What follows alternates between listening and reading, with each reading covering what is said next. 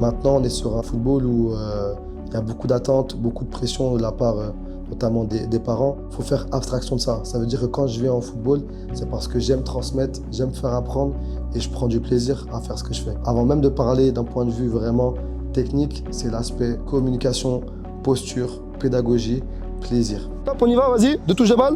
On fait la communication. Ouais. Allez, enchaîne. Quand la coupée, on sort du marquage. Issa, communication, appelez le joueur directement. Là, hop. Très bien, Isaac. Bien joué, mon grand, bien joué. Les joueurs de maintenant, et notamment les enfants de maintenant, ils sont un petit peu la génération TikTok, réseaux sociaux, donc ils ont vraiment accès à ce que les pros font, ce que les pros ont. Et donc forcément, ça donne envie. Maintenant, on essaye, par notre casquette d'éducateur, donc le mot éducateur, le mot éducation, de mettre un petit peu ça de côté, dans le sens où recentrer le jeu, justement, le plaisir, l'apprentissage.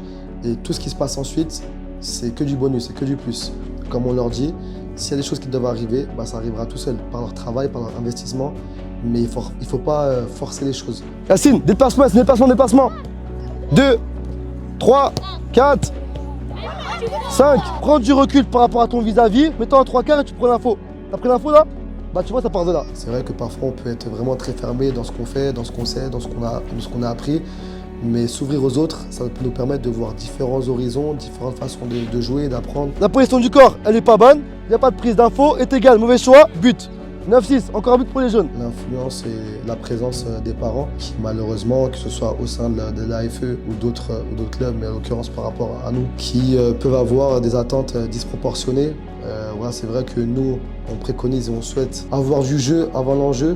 Donc forcément, par rapport à nos principes de jeu, par rapport à comment on souhaite faire progresser les enfants, c'est un processus, ça passe par des étapes. Parfois, on va perdre, on va prendre des risques, mais sur le long terme, ça sera bénéfique pour l'enfant.